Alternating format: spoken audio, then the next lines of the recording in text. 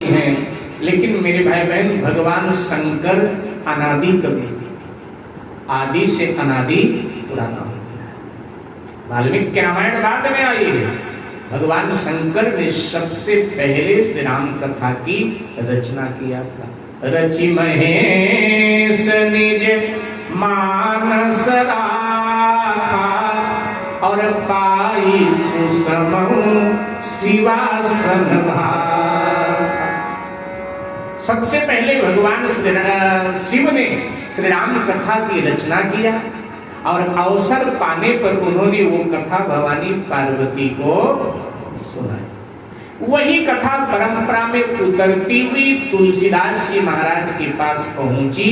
तुलसीदास जी कहते हैं उसी कथा को मैं भाषाबद्ध कर रहा हूं भगवान शिव के आदेश से, हनुमान जी के उपस्थिति। भगवान शंकर ने ही आदेश दिया तुलसीदास जी को कि जो कथा कभी हमने गाई थी उसको भाषाबद्ध कीजिए। मैंने तो संस्कृत में गाई थी, लेकिन उस कथा को आप लोक भाषा में, जिससे सबको आनंद मिल सके, सब अपने कल्याण के लिए गा सके उसको, तो उसको भाषाबद्ध कीजिए। भाषाबद्ध कर विमय सोई, उसी कथा को तुलसी जी कहते हैं मैं भाषाबद्ध कर रहा हूं मेरे भाई बहन।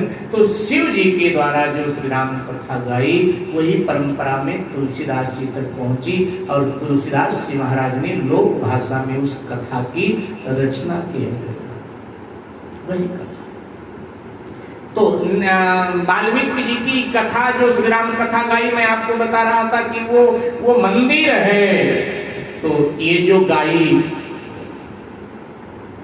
शिव जी ने राम कथा, वो क्या है? तो शिव जी ने स्वयं कहा है कि पूछिउ रघुपति कथा प्रसंगा, और सकल लोक जग पावनि गंगा। ये गंगा है। अच्छा, गंगा और मंदिर में अंतर है साहब। मंदिर स्थायी होता है, लेकिन गंगा तो बहती हुई होती है। ध्यान देना, अगर हम मंदिर जाते हैं तो मंदिर जाने का नियम है इतने बजे से इतने बजे के अंतराल में हम जाएंगे तो मंदिर में जाकर हम भगवान का दर्शन कर पाएंगे। अगर समय से पहले हम जाते हैं तो भी भगवान के दर्शन से वंचित रह जाते हैं, और समय के बाद जाते हैं तो भी भगवान के दर्शन से वंचित रह जाते हैं। लेकिन गंगा पर जाने का कोई समय है क्या? गंगा माँ कहती हैं कि देखो मैं तो माँ हूं तुम्हारी, और माँ के घर संतानें कभी भी आ सकती है। जब तुम्हारी इच्छा हो तब मेरे पास आ जाओ, क्योंकि संतानों के लिए माँ का द्वार सदा खुला रहता है। कभी भी दरवाजा खटखटा दो, माँ खुला रहता है। दूसरा अंतर, मंदिर में जब हम लोग जाते हैं तो हम पवित्र होकर जाते हैं, स्नान आदि करके पवित्र वस्त्र पहनकर धूप दीप नैवेद्य पूजन सामग्री लेकर मंदिर में जाते हैं। लेकिन गंगा पर जब हम जाते हैं तब क्या पवित्र होकर जाते हैं? नहा धोकर जाते हैं? नहीं, जैसे हम हैं वैसे चले जाते हैं।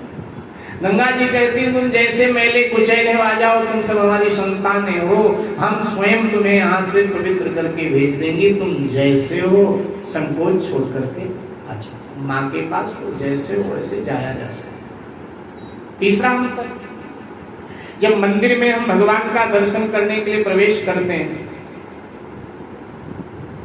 तो भगवान का दर्शन तो हमको हो जाता है, लेकिन भक्त और भगवान के बीच में एक दूरी बनी रहती है,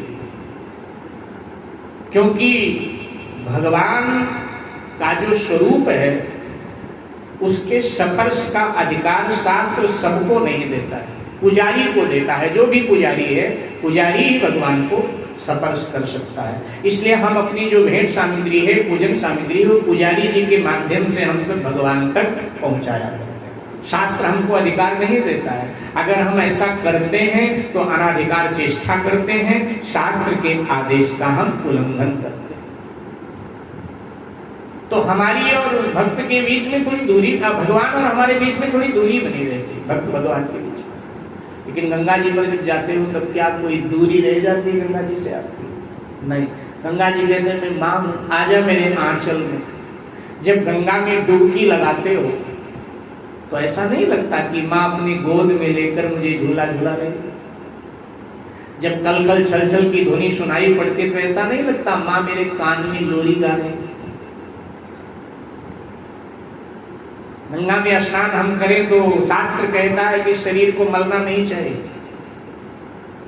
अबोध बच्चा को माँ ही नहलाती है ना, बच्चा तो शरीर मलता नहीं, माँ ही मैल उतारती है। तो गंगा मैया के तो हम बच्चे हैं, इसलिए बस हम डुबकी लगाएं बस, बाकी हमारे जीवन के मैल, जीवन के पाप माँ स्वयं अपने आप धोएगी, हमको तो केवल डुबकी लगा। तो मेरे भाई बहन, जो अंतर गंगा में और मंदिर में है वही अंतर महर्षि वाल्मीकि के रामायण में है और तुलसी के रामचरित मानस में है। वाल्मीकि का रामायण मंदिर है, लेकिन तुलसी का रामचरित मानस गंगा है।